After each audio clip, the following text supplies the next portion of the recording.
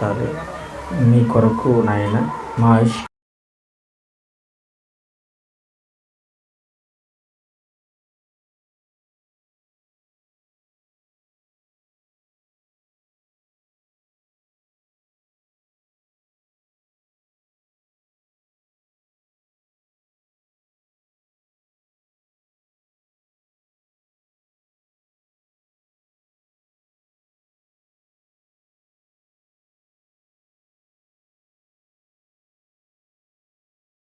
ఇష్టడానికి మీరు ఇచ్చిన అవకాశాన్ని ఉపయోగించుకుంటూ తండ్రి, చెబుతున్న నాకు సమయోచితమైన జ్ఞానాన్ని ప్రసాదించండి. వింటున్న మీ పిల్లలకు సమయోచితమైనటువంటి నాయన వినగల చెవులను, గ్రహింపగల మనస్సును మీ పిల్లలకు దయచేయమని వేడుకుంటూ యేసువారి పరిశుద్ధ నామమున ఈ ప్రార్థించున్నాము తండ్రి, ఆమేన్.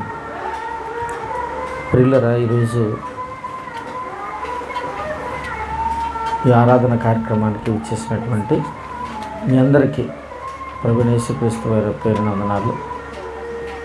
మరి కరెస్పాండెంట్ అన్నయ్య గారికి, రాజన్నయ్య గారికి, చేరువచ్చిన మీ అందరికీ కూడా మరొకసారి వందనాలు తెలియజేసుకుంటున్నాను.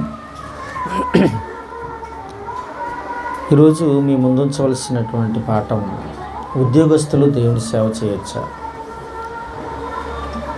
సాధారణంగా ఉద్యోగాలను విడిచిపెట్టి దేవునికే నా జీవితం అంకితం అనుకుని దేవుని పని చేస్తూ సేవ చేస్తున్న వాళ్ళు ఉద్యోగం చేయకూడదని ఒక తప్పుడు అభిప్రాయం ఈ లోకం కలిగి ఉంది. ప్రియులారా, ఉద్యోగం అనేది 60-70 సంవత్సరాల మన బ్రతుకు కాలంలో కుటుంబాన్ని పోషించుకోవటానికి చాలా అవసరం. అయితే కొంతమంది దైవ సేవకులు అటు ఉద్యోగం చేస్తూ ఇటు సేవ చేయకూడదు, ఏదో ఒకటి చెయ్యాలి. ఉద్యోగం చేసేవాళ్ళు సేవను విడిచిపెట్టాలి, లేకుంటే సేవ చేసేవాళ్ళు ఉద్యోగాన్ని విడిచిపెట్టాలి. ఈ మాట మీద నిలబడి చాలామంది ఉన్నత ఉద్యోగాలు సైతం వదులుకొని ప్రభు పనిలో ఉండాలి అని, దేవుడు నాకు చూపించాడు అని ఉన్నత ఉద్యోగాలను విడిచిపెట్టి సేవలోకి వచ్చిన వాళ్ళు లేకపోలేదు. ప్రియులారా, ఒక ఆయన నాతో కూడా అన్నాడు, మీరు ఉద్యోగం చేస్తూ సేవ చేయలేరు, ఉద్యోగాన్ని మానేయండి అన్నాడు. అన్న ఆయన చాలా ఉన్నత చదువులు చదువుకున్నాడు, మంచి చదివాడు, కానీ సేవలో ఉన్నాడు. కానీ తన భార్య, పాపని కష్టాల్లో నెట్టేశాడు. ప్రియులు, నీకు ఎందుకు చెప్తున్నానంటే, ప్రియమైన దేవుని పిల్లరా, ఉద్యోగస్తులు దేవుని సేవ చేయొచ్చా లేదా అని లేఖనాలను అనుసరించి చెయ్యకూడదు అంటే, ఒకవేళ చేయొచ్చు అంటే, ఈ రెండింటిని మధ్య ఉన్నటువంటి ఈ అభిప్రాయం బైబిల్ ఏం చెప్పింది అనేది మనం ఆలోచిస్తే, గతంలో చెప్పినట్లుగానే వాక్యాన్ని మనం పరిశోధనాత్మకమైన దృష్టితో ఆలోచించాలి. ఏదో మన మనసులోకి తోచిన మాటను, మన మనసులోకి వచ్చినటువంటి మాటను బయట ప్రపంచానికి చెప్పకూడదు. ఉద్యోగం చేసేవాడు దేవుని సేవ చేయకూడదని బైబిల్ ఎక్కడుంది అని అడిగే పరిస్థితుల్లో ఈరోజు సమాజం ఉందా అంటే లేదు. ఏమండి, సేవ చేస్తూ ఉద్యోగం చేయొచ్చు అని బైబిల్లో ఉందా అని పరిశోధనాత్మకమైన దృష్టిలో మాకు చెప్పండి అని అడిగేవాళ్ళు కూడా లేరు. ప్రియులారా, ఒక ఆశ్చర్యకరమైన అద్భుతమైన విషయాన్ని ఈ ఉద్యోగుల విషయంలో దేవుడు చాలా చక్కగా ఒక క్లారిటీ ఇచ్చాడు బైబిల్లో. ఏమండి, మత్తయి సువార్త ఒకసారి చూద్దాం.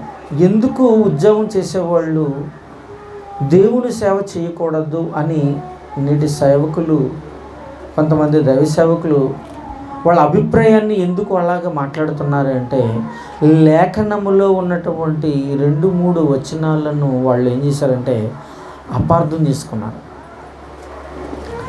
ఏమండి, వచనాలను వాళ్ళ వాక్యాన్ని తప్పుగా ఆలోచించారు. ఏమండి, అందుకనే సేవ చేసే వాళ్ళు ఉద్యోగానికి దూరం అయిపోయారు. సమాజంలో భార్య పిల్లలు కష్టాల్లో నెట్టేశారు. ఏమండి, సేవ, దేవుని సేవ అంటే ఆయన కోట్లు ఇచ్చేస్తే అనుకుంటున్నాడు. కోట్లు ఏమి రావండి.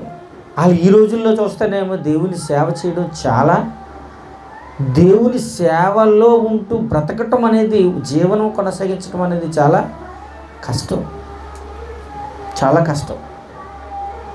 ప్రియమైన దేవుని పిల్లారా, మత్తయి సువార్తల్లో యేసుక్రీస్తు వారు మాట్లాడుతూ 4వ అధ్యాయము 18వ వచనాన్ని మనం చూస్తే, గలిలయ సముద్రము తీరంలో ఉన్నటువంటి పేతురు గారి సహోదరుడు ఆంద్రేయ గారిని చేపలు పట్టుకుంటుంటున్నటువంటి వీళ్ళిద్దరిని యేసుక్రీస్తు వారు చూశారు.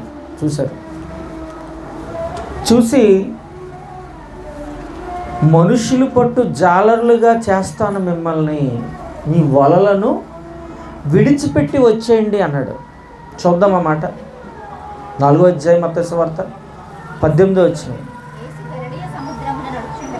యేసుక్రీస్తు వారు గలిలయ సముద్రమున నడుచుచుండగా పేతురు అనబడిన సీమోను, అతని సహోదరుడు ఆంద్రేయ, ఇద్దరు సహోదరులు సముద్రంలో వల వేయుట యేసుక్రీస్తు వారు చూశాడండి.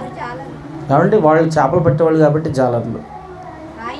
ఆయన, నా వెంట వచ్చేయండి, నేను మిమ్మును మనుషులు పట్టు జాలర్లుగా చేతునని వారితో చెప్పాను.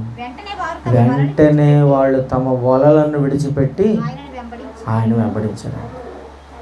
చూసారా, ఈ మాటను వాళ్ళు ఆలోచించారు. ఓహో, పని చేసేవాళ్ళు, ఏదో జీవనం చేసేవాళ్ళు వాటిని విడిచిపెట్టేసి యేసును వెంబడించాలన్నమాట, అంటే సేవలోకి రావాలన్నమాట అనుకున్నారంతే. ఏమండి, వాళ్ళు వెంటనే వలలు విడిచిపెట్టి వచ్చారు. మొత్తానికి వలలు విడిచిపెట్టని లేదు అక్కడ. ఏమండి ప్రియులారా, మరొక మాటను చూద్దాం ఒకసారి. మత్తయి సువార్త 9వ అధ్యాయం 9వ వచనం చూడండి. అదే మత్తయి సువార్త. ఏమండి,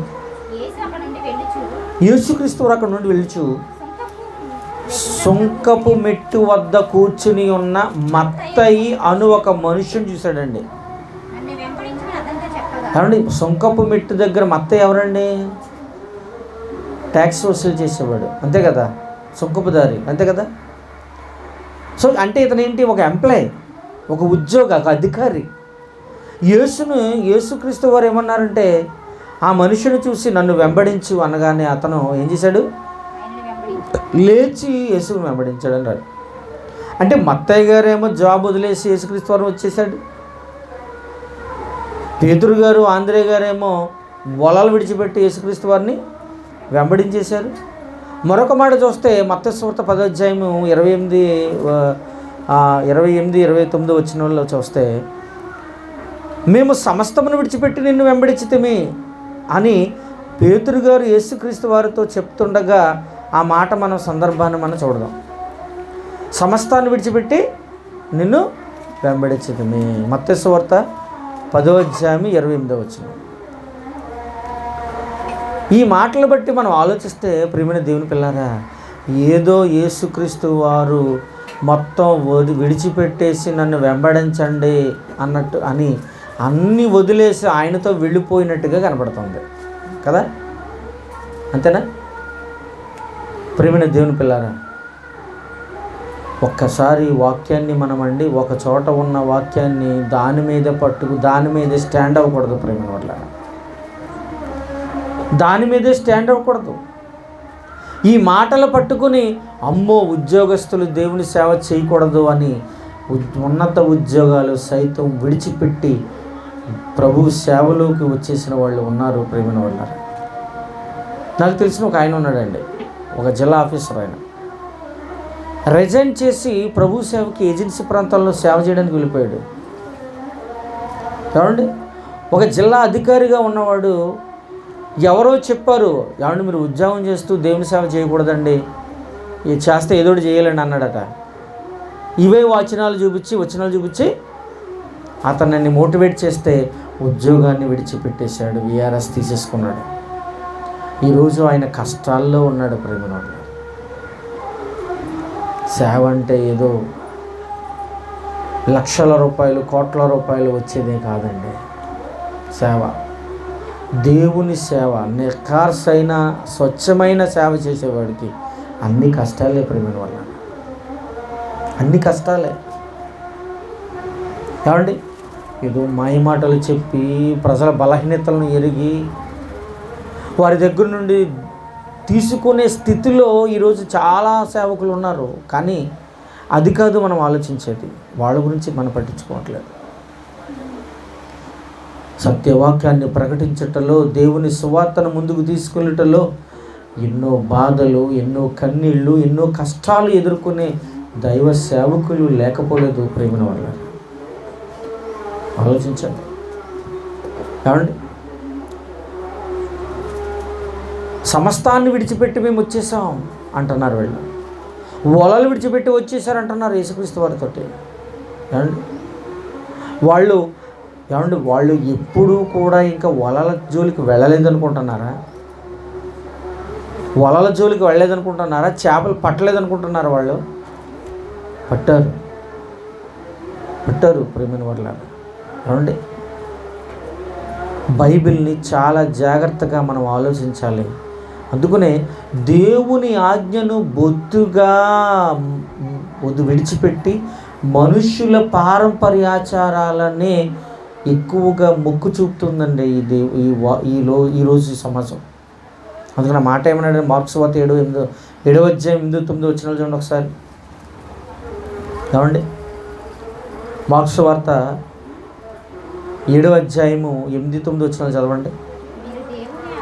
దేవుని ఆజ్ఞను విడిచిపెట్టి మనుష్యుల పారంపర్యాచారమును గైకొనుచున్నారు. మీరు మీ పారంపర్యాచారములు గైకొనుటకు దేవుని ఆజ్ఞను బొత్తుగా నిరాకరిస్తున్నారు. దేవుని ఆజ్ఞ ఏంటండి? దేవుని ఆజ్ఞ ఏంటో తెలుసా ప్రియమైన వాళ్ళారా? అసలు భూమి మీద పుట్టుకొస్తున్న ప్రతి మనిషి దేవుని పని చేయడం అనేది దేవుని ఆజ్ఞ. కొద్దిమంది కాదు, కొద్ది సేవకుల చేతిలో లేదు దేవుని పని, అందరి చేతిలో ఉంది దేవుని పని. సేవకుల చేతిలో మాత్రమే కాదు దేవుని పని ఉంటాం. పుట్టుకొస్తున్న ప్రతి మనిషి చేతిలో దేవుని పని ఉంది ప్రేమను వల్లరా. ఎఫెసీయులకు రాసిన పత్రిక 2:10 అదే మాట.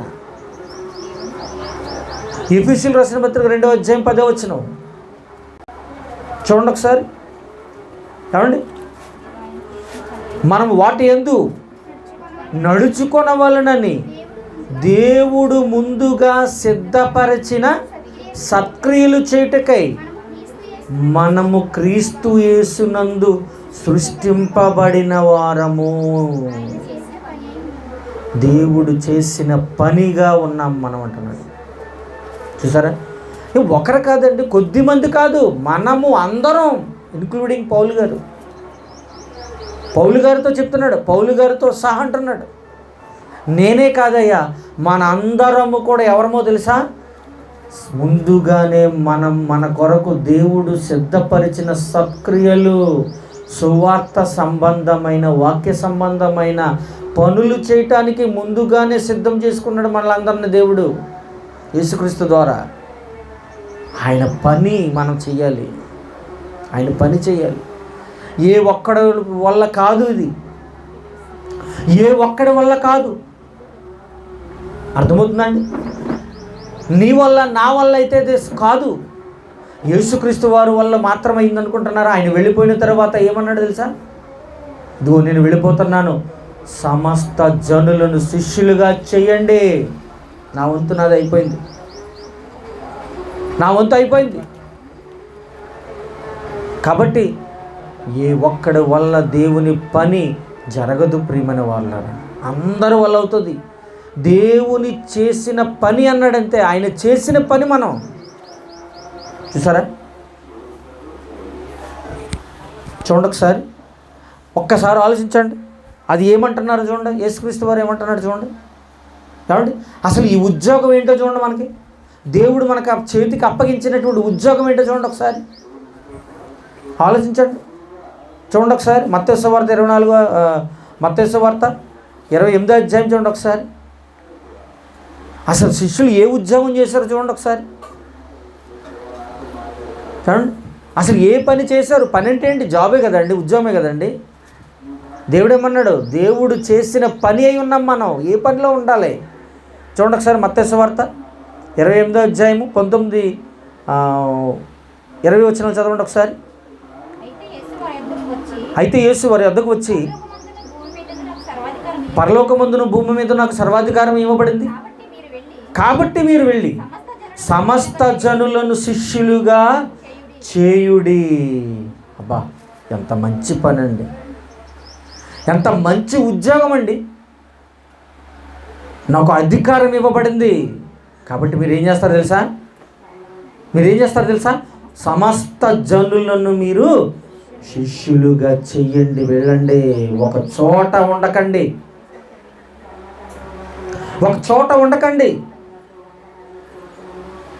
మీరు పనులు చేసుకుంటూ దేవుని పని చేయండి.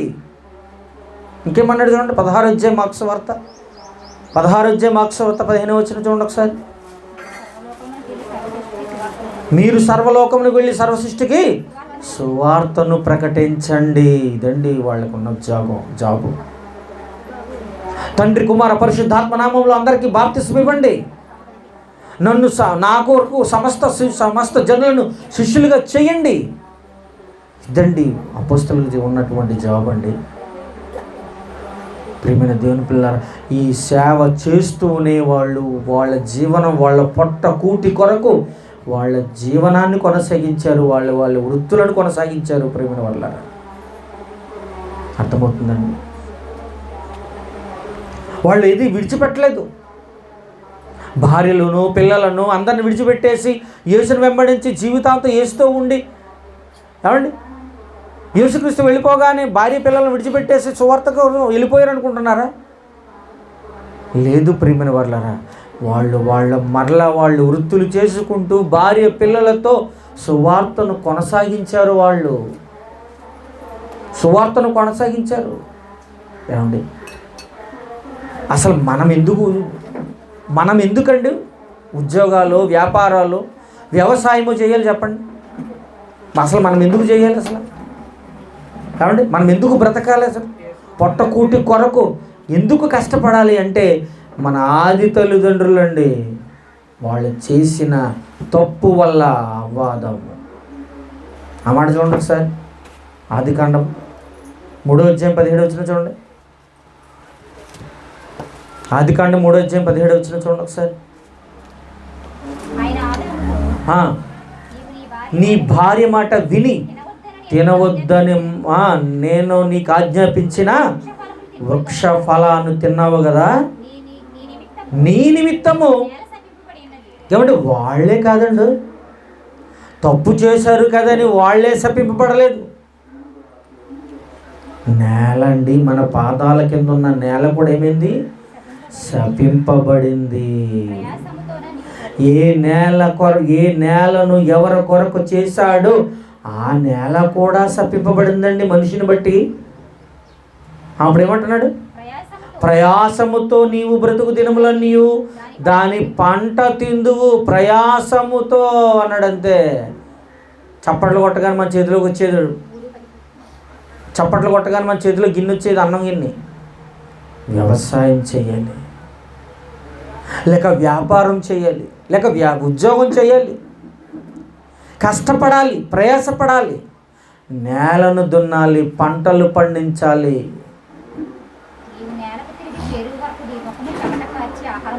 చూసారండి, నేలకు తిరిగి చేరే వరకు నీ ముఖము చెమట కార్చి ఆహారము తిందు. నేల కూడా శపింపబడిందండి. చూసారా? అలాంటప్పుడు మనం పొట్ట కూటి కొరకు చేయాలా వద్దా చెప్పండి? ఉద్యోగం చేయాలా వద్దా? ఏదైనా జీవనం కొనసాగించాలా వద్దా? కొనసాగించాలి. కాబట్టి ఈరోజండి ఎన్ని పనులండి కూటు కొరకట ఎన్నంటనే కోటి విద్యలు. కూటు కొరకు కోటి విద్యలు ఉన్నాయండి భూమి మీద. నువ్వు ఏ విద్య నేర్చుకుంటే నేర్చుకో కూటి కొరకు, కానీ పరలోకము వెళ్ళడానికి మాత్రం బైబిల్ విద్య నేర్చుకో. కూటు కొరకు ఏ విద్యను నేర్చుకో. 60-70 సంవత్సరాలు కాస్త పట్టెడు అన్నం పెట్టేది, కానీ దేవుని పని మాత్రం మర్చిపోకూడదు. ఈ సమాజం అటు సువార్తను ప్రకటించాలి, ఇటు జీవనాన్ని కొనసాగించాలి. అందులో ఏ ఉద్యోగమో వ్యాపారమో వ్యవసాయమో నీ ఇష్టం. కానీ చీకటిలో ఉన్న అంధకార సంబంధమైన బ్రతుకులలో ఉన్న మనలను ఆశ్చర్యకరమైన వెలుగులోకి తీసుకొచ్చాడు యేసుక్రీస్తు ద్వారా మనల్ని దేవుడు. అవునా? తీసుకొచ్చాడా? తీసుకొచ్చిన ఆయన మనల్ని ఏం చేయమంటున్నాడు? దేవుని యొక్క గుణాతిశయములను ప్రకటించాలి అన్నాడు, ప్రచురించాలి అన్నాడు మనల్ని. చూసారా? ఇంతకారు పాపభూయుక్తమైనటువంటి బ్రతుకులు ఉన్నారు. ఓకే, మీకు తెలియక చేశారు, మీకు అర్థమైంది, బ్రతుకును మార్చుకున్నారు, బాప్తిసం తీసుకున్నారు. తీసుకున్న తర్వాత నువ్వేం చేయాలో తెలుసా? ఈ లోకాన్ని రక్షించాలి. నీ ఒక్కడవే వెలుగులోకి వస్తే సరిపోదు. ఆశ్చర్యకరమైన వెలుగులోకి నువ్వు ఒక్కడవే వస్తే సరిపోదు. అంధకార సంబంధమైన బ్రతుకులలో ఇంకా ఉన్నారు, చాలామంది మగ్గిపోతున్నారు, చీకటిలో మగ్గిపోతున్నారు. వాళ్ళందరికీ వెలుగు నింపొద్దా చెప్పండి మనం? అందుకనండి మనం ఏర్పరచబడిన వంశం అన్నాడు, యాజక సమూహం అన్నాడు, అంతేనా? సొత్తు అన్నాడు మనల్ని. చూసారా ఎంత మంచి మాటలు రాయించాడు దేవుడు. ప్రేమైన దేవుని పిల్లలు ఆలోచించండి. ఏమండి, ఈ రెండు చాలా ముఖ్యము. ఏంటో తెలుసా? ఒకటి ఉద్యోగము లేదా వ్యవసాయము వ్యాపారము చెయ్యాలి, అంతకంటే ముఖ్యమైనది దేవుని పని చెయ్యాలి. అంతకంటే ముఖ్యమైనది. ఏమండి, ఒకసారి చూడండి. ఒకసారి పేతురు గారు సమస్తాన్ని విడిచిపెట్టి నేను వెంబడిస్తున్నామన్న పేతురు గారు మరొక వచనంలో ఏమంటున్నాడు చూడండి ఒకసారి. యోహాను సువార్త 21వ అధ్యాయం 3వ వచనం చూడండి ఒకసారి. యోహాను సువార్త 21వ అధ్యాయము 3వ వచనం చూడండి ఒకసారి. సీమోను పేతురు నేను చేపలు పట్టబోదునని వారితో అనగా వారు మేము కూడా నీతో పాటు. ఏమండి, అప్పటికే యేసుక్రీస్తు వారు చనిపోయి తిరిగి లేచాడండి.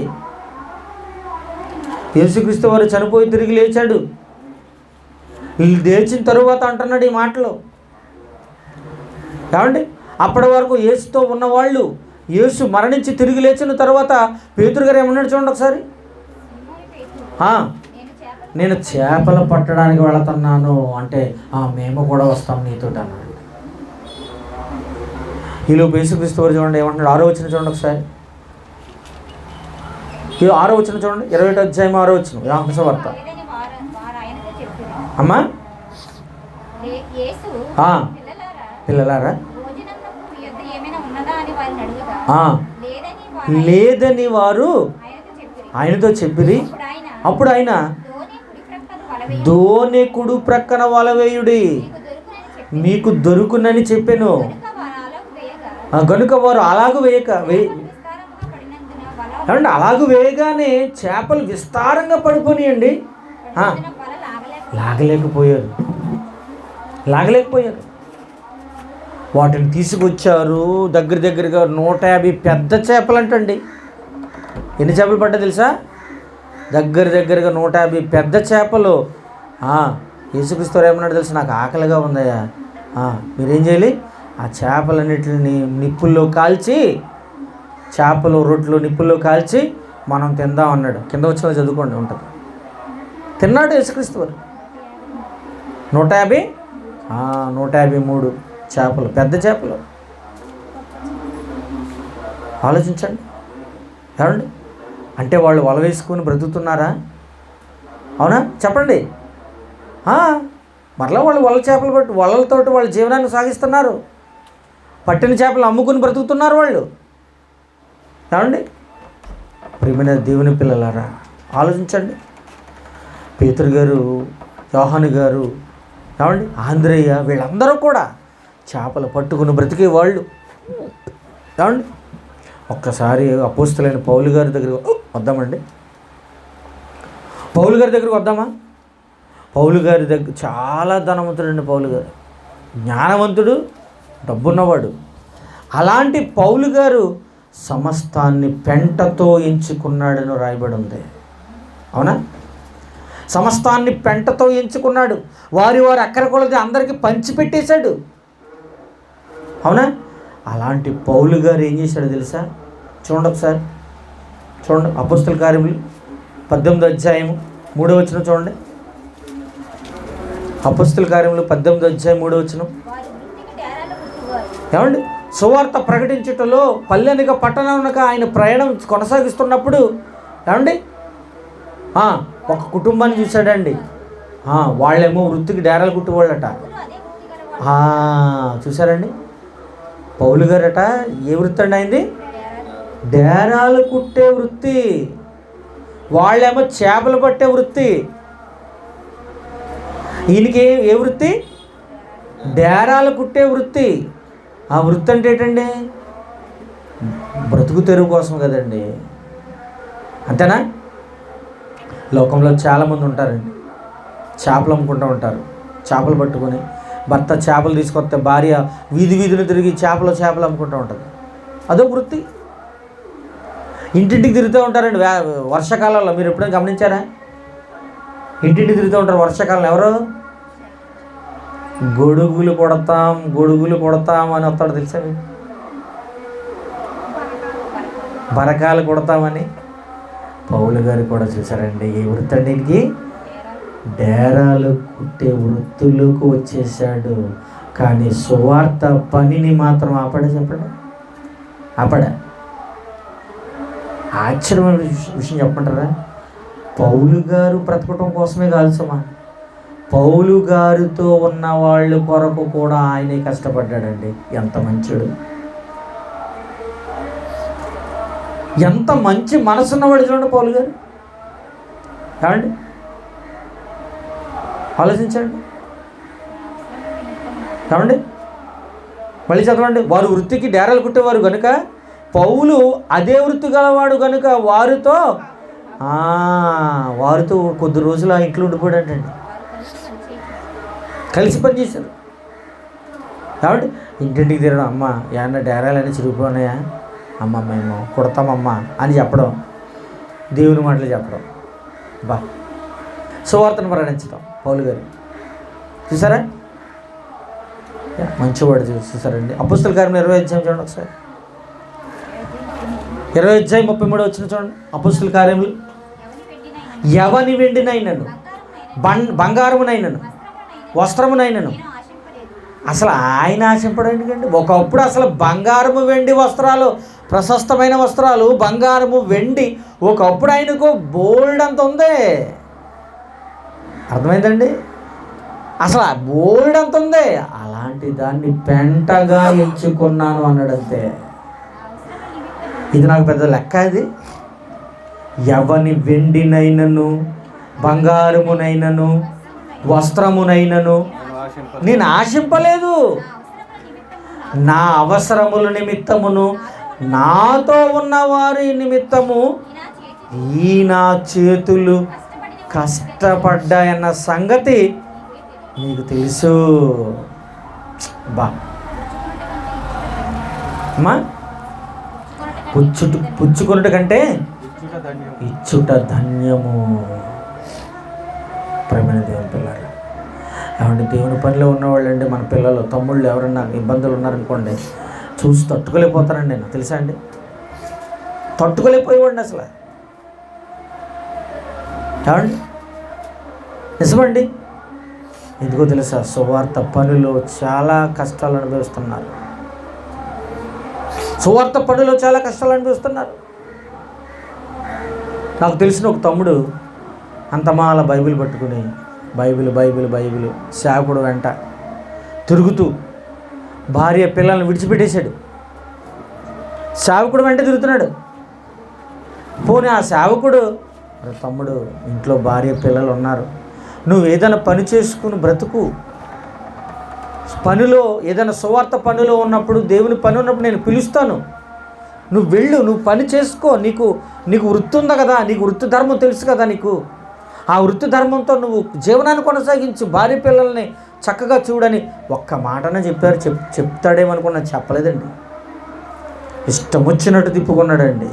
కష్టాల్లో నెట్టేసాడు భార్య పిల్లల్ని అతని మాటను బట్టి. నేను వెళ్ళానండి, చెప్పాను, మాట్లాడాను, కౌన్సిలింగ్ ఇచ్చాను. తమ్ముడు, ఇది నీ పరిస్థితి, పని చేయి. అపోస్తలులు పేతురు, యోహాను, ఆంద్రేయ, మత్తయ్య గారు వీళ్ళందరూ ఏం చేశారు? భార్య పిల్లల్ని విడిచిపెట్టి ఏమండి సువార్త పనిలో మాత్రమే ఉన్నారా? వాళ్ళని పస్తులుంచి ఇతని పనిలోనే ఉన్నారు. వాళ్ళందరూ పనిలోనే ఉన్నారా? దేవుని పనిలోనే ఉన్నారా? భార్యను వదిలేశారా? పిల్లల్ని వదిలేశారా? ఆలోచించు. ఒక్కసారి యూటర్న్ తీసుకో. నేను చెప్పిన మాట నువ్వు రాత్రికి ఆలోచించన్నాను. నిజంగా అండి, ఆ మాటలు విన్నాడు. తెల్లారి నుండి పనికి వెళ్ళిపోయాడండి. ఈరోజు ఒక గొప్పగా దేవుని పని చేస్తున్నాడు. అతను మాయలో నుండి బయటకు వచ్చేసాడు. ఏమండి చూసారా ప్రియమైన వాళ్ళారా? అతడు వెట్టి చాకిరీ చేయించుకున్నాడు ఇతనితోటి. కానీ మంచి మాటలు చెప్పి, ఆదరించే మాటలు చెప్పి హక్కును చేర్చుకోలేకపోయాడు అతను. ప్రియులారా, ఆలోచించండి. పౌలు గారు కానీ, అపోస్తలులు కానీ అందరూ కూడా వారి పనులు చేసుకుంటూనే సువార్త పని చేశారండి. వారి పనులు చేసుకుంటూనే సువార్త పని చేసుకున్నారు. మొదటి తెస్సలోనికీయుల పత్రిక చూడండి ఒకసారి, 2వ అధ్యాయం 9వ వచనం. మొదటి తెస్సలోనికీయుల పత్రిక 2వ అధ్యాయం 9వ వచనం చూడండి ఒకసారి. అవును సహోదరులారా,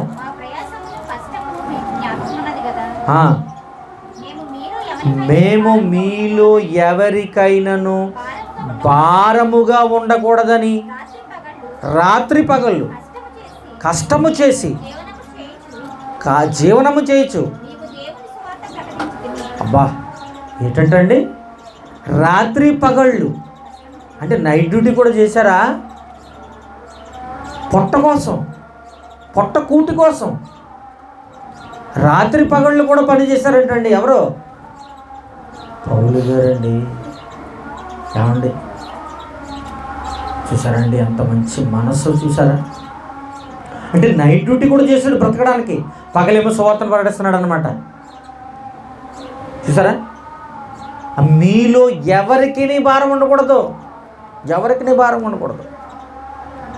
ఏమండి అన్నయ్య అక్కళ్ళు ప్రతి వారం ఏమండి మనందరి కొరకు భోజనాలు సిద్ధం చేస్తున్నారండి, మనందరి కొరకు.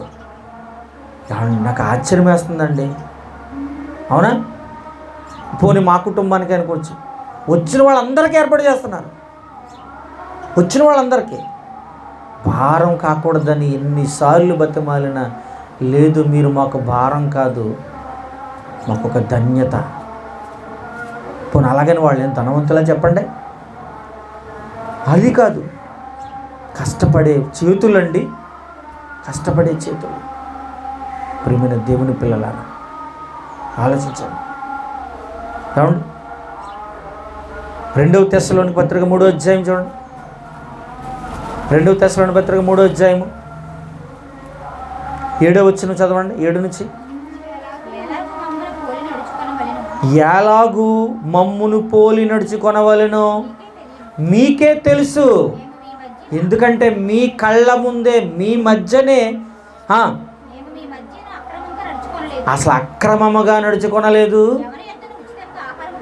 ఎవని యొద్దనైనా ఉచితముగా ఆహారము తీసుకోలేదు. మీలో ఎవనికి భారముగా ఉండకూడదని ప్రయాసముతోను కష్టముతోను రాత్రింపగళ్ళు పని చేయిచు జీవనము చేసితిమి. బా చూసారా ఏమండి, 14 పత్రికలు రాసిన వాడు సమస్తాన్ని పెంటగా ఎంచుకుని ప్రభు పనిలో ఉన్నవాడు ఏమండి, అంత స్థాయిలో ఎదిగినవాడు. పట్టెడు అన్నం పెట్టరండి జనం. ఒక దైవ సేవకుడు ఇంటికి వస్తున్నాడు అంటే పట్టెడు అన్నం పెట్టరా? పెడతారు. బాగా చూస్తారు. అయినను భారము కాకుండా కష్టపడి పని చేసుకుంటున్నాడండి. డేరాలు కుట్టుకుని పోతున్నాడండి. ఆయన కొరకే కాదండి, మిగిలిన వాళ్ళ కొరకు కూడా, చుట్టూ ఉన్న శిష్యుల కొరకు కూడా ఆయన కష్టపడుతున్నాడండి. చూసారండి ఎంత మంచి మనసు,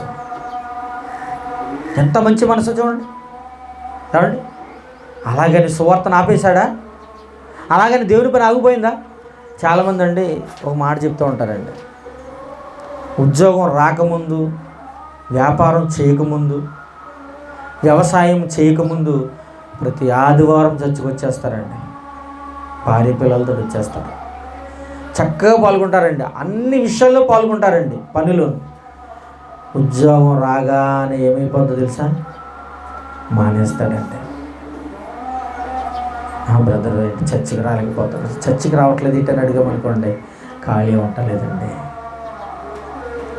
ఇటు ఉద్యోగం కొరకు దేని పని ఆగిపోయాడు? దేవుని పని ఆగిపోయింది. దేవుని సన్నిధికి రావడం మానేశాడు. వ్యాపారస్తులు అనుకోండి, ఏంటి బ్రదర్ గారు ప్రైజ్ లాడండి, ఏంటి అసలు ఈ మధ్యన చర్చికి రావట్లేదు ఏంటండి, ఎంత భారీ పిల్లలతో నిజంగా ఎంత బాగా వచ్చేవారండి, ఏంటండి ఎందుకు రాలేదు అని అనగానే ఏమంటాడు? పుట్టండి, పొద్దున్న కూర్చుంటున్నానండి, సాయంత్రం వరకు వ్యాపారం పోద్దని రాలేకపోతున్నానండి, ఖాళీ ఉండలేదండి, ఆదివారమేనండి ఎక్కువగా బేరాలు వస్తున్నాయండి, ఇది ఇంకా బాగుంటుంది. చూసారా? అంటే మనము చేస్తున్న 60-70 సంవత్సరాలకి అంత పట్టెడు అన్నం పెట్టినటువంటి జీవనోపాధి కొరకు జీవాధిపతిని వదిలేసుకుంటున్నారండి ఈరోజు చాలామంది. చూసారా? అది చాలా తప్పు. పూర్వపు స్థితి, దేవునిలో ఎంత బాగా బ్రతికిన స్థితి, పొట్టకూటి కొరకు దేవుని సన్నిధిని విడిచిపెట్టిన వాళ్ళు ఎంతమంది లేరు చెప్పండి. జీవనోపాధి కొరకు జీవాధిపతినే వదిలేసుకున్న వాళ్ళు ఉన్నారండి, ఉన్నారు ప్రేమైన దేవుని పిల్లలు. అది కరెక్ట్ కాదు. మీ పని చేసుకుంటూనే సువార్త పని చెయ్యాలి ప్రేమైన దేవుని పిల్లలు. సువార్త పనికి సహకారిగా ఉండాలి.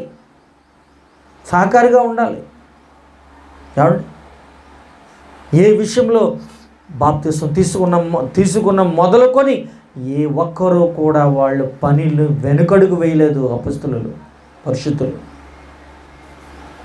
ఇస్కరియోతు యోధా గురించి చూద్దాం ఒకసారి, చివరిగా ముగించేస్తాను. ఇంకా అపొస్తల కార్యం చూడండి ఒకసారి, 1వ అధ్యాయము 20వ వచనం చూడండి ఒకసారి.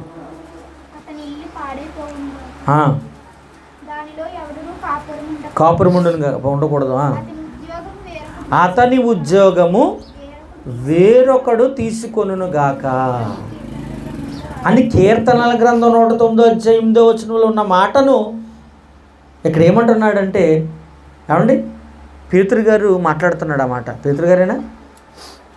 అపొస్తల కార్యములు 1వ అధ్యాయము 19వ వచనం చదవండి ఒకసారి. ఉరి పెట్టుకొని చచ్చిపోయాడు, అకెల్దామా అనబడి ఉన్నది రక్తభూమి అని అర్థము. ఎందుకు ప్రమాణముగా? అతని ఇల్లు పాడైపోవును గాక దానిలో ఎవడును కాపురం ఉండకూడదు. అతని ఉద్యోగం ఏం చేస్తున్నాడండి? నేను గెస్టెడ్ ఆఫీసరా? ఇస్కరియోతు యోధ ఏ ఉద్యోగం చేస్తున్నాడండి చెప్పండి? అపోస్తలులలో ఒకడుగా యేసుతో తిరిగిన వాడండి, వెంబడించిన వాడండి. అవునా? చివరికి డబ్బు పైన ఉన్న వ్యామోహంతో యేసుని అమ్మేశాడు. ప్రేమిన వాళ్ళారా, 30 వెండి నాణ్యాలకు అమ్మేశాడు. అవునా? ఆఖరికి ఆయన అప్పగించేశాడు. ఉరి పెట్టుకొని చచ్చిపోయాడు, ముఖాన్ని చూడలేక. మారు మనసు పొందాడు, మనసును మార్చుకున్నాడు. నిరపరాధి రక్తాన్ని అప్పగించేశాను బాబు అని తల పట్టుకున్నాడు, మనసు మార్చుకున్నాడు. ఆ ముఖము చూపించలేక, యేసుక్రీస్తు వారికి తన ముఖాన్ని చూపించలేక, తక్కిన శిష్యులకు తన ముఖాన్ని చూపించలేక ఉరి పెట్టుకుని చచ్చిపోయాడు. ప్రియమైన వాళ్ళ, ఆ మాటనే ఇక్కడ ఉటంకిస్తూ మాట్లాడుతున్నాడు. ఏమండి? ప్రియమైన దేవుని పిల్లలారా, ఆలోచించండి. ఏమండి? ఏ ఉద్యోగం తెలుసా? అపోస్తులత్వం అండి. సువార్త పనిలో సహకారిగా ఉన్నవాడండి ఒకప్పుడు. ఏమండి? యేసు శిష్యులలో ఒకడుగా బ్రతుకుతూ తిరుగుతూ ఆయన అడుగు జాడలలో నడిచిన వాడే ఆయనను అప్పగించేశాడండి, డబ్బుపై వ్యామోహంతో. ప్రియమైన దేవుని పిల్లలారా, అందుకనే వేరొకడు ఇతని ఉద్యోగం తీసుకొనుగాక. ఎవరు తీసుకున్నారు? మత్తీయ. ఏమండి?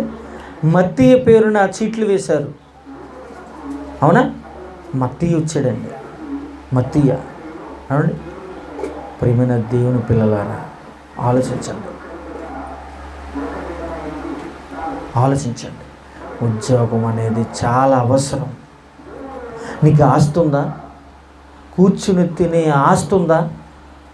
మానే సువార్త పనిలో ఉండి జీవితాంతం ఎవరు కాదన్నారు.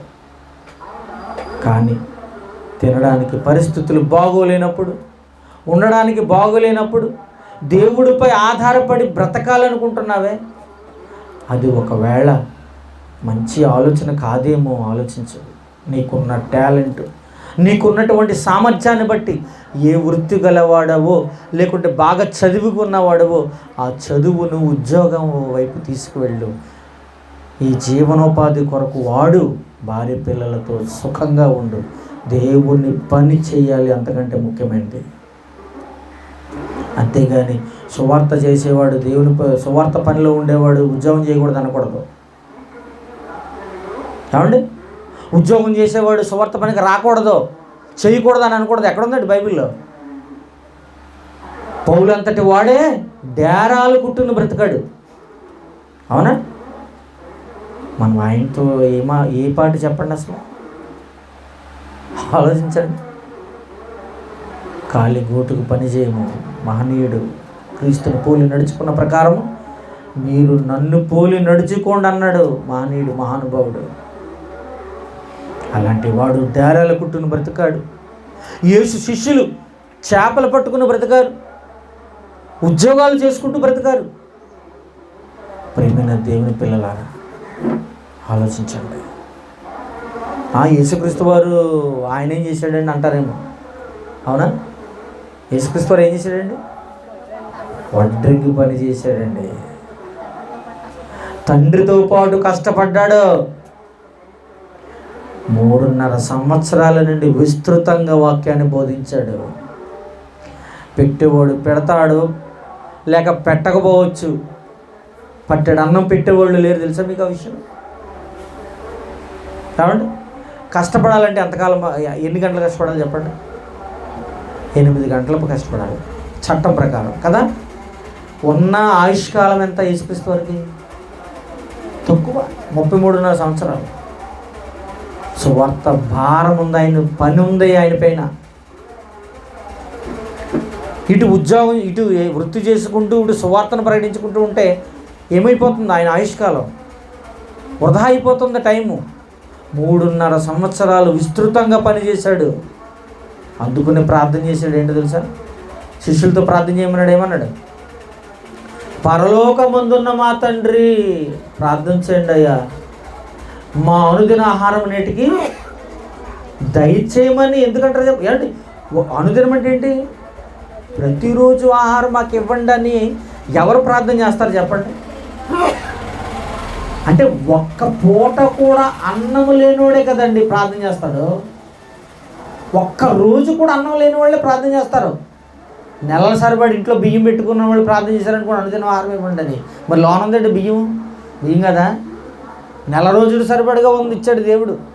అనుదిన ఆహారం అనకూడదు అక్కడ. ప్రతి నెల ఆహారం మాకు దయచేయమంటే ఇచ్చేసాడు. కానీ యేసుక్రీస్తు వారికండి తక్కిన శిష్యులండి, మాకు నేటికి అనుదిన ఆహారం దయచేయండి అంటే ఎవరో ఒకరు ప్రేరణతో అంత ముద్ద పెడతారని ఆశపడ్డారండి వాళ్ళు. తక్కిన శిష్యులు యేసుక్రీస్తు వారు పెట్టేవాళ్ళు పెడుతున్నారు, పెట్టకపోతే ఆ రోజు మంచినీళ్ళు తాగి పస్తులు ఉంటున్నారు. అంతేనా? యేసుక్రీస్తు వారు కూడా వడ్రంగి పని చేశాడండి. 30 సంవత్సరాలు తండ్రి సంరక్షణలో తండ్రికి సహకరిస్తూ పనిచేశాడు. ప్రేమైన వాళ్ళని ఆలోచించండి, ప్రార్థన చేసుకుందాం. మహాగణుడు పరిశుద్ధుడని మా కన్న తండ్రి, మీ విలువైన మాటలు నాయన మా జీవితాలలో నాయన భద్రపరుచుకుంటూ మా జీవితాంతం తండ్రి నాయన మీ పనిలో కొనసాగుటకు మాకు అవకాశం కల్పించండి నాయన. ఉద్యోగస్తులు దేవుని సేవ చేయకూడదని ఒక తప్పుడు అభిప్రాయం ఈ సమాజం కలిగి ఉంది నాయన. తండ్రి, లేఖనాలను అనుసరించి చూస్తుంటే నాయన యేసుక్రీస్తు వారి శిష్యులు తక్కిన అపొస్తలులు అందరూ కూడా నాయన వారి వారి వృత్తులను కొనసాగుతూనే నీ పని చేశారని మేము తెలుసుకున్నాం తండ్రి.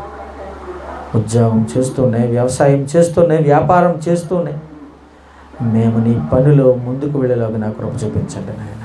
మేము చేస్తున్న పని పాటల్లో తోడుగా ఉండండి. చేరువచ్చిన ప్రతి బిడ్డను దీవించి ఆశీర్వదించమని వేడుకుంటూ జరగవలసినటువంటి నాయన బల్లారాధనలో మీరు తోడుగా నడిపించమని యేసుక్రీస్తు వారి పరిశుద్ధ నామమున ఈ ప్రార్థన గురించి నమ్ముతండ్రి. ఆమేన్. మీ అందరికీ ఉన్నారు.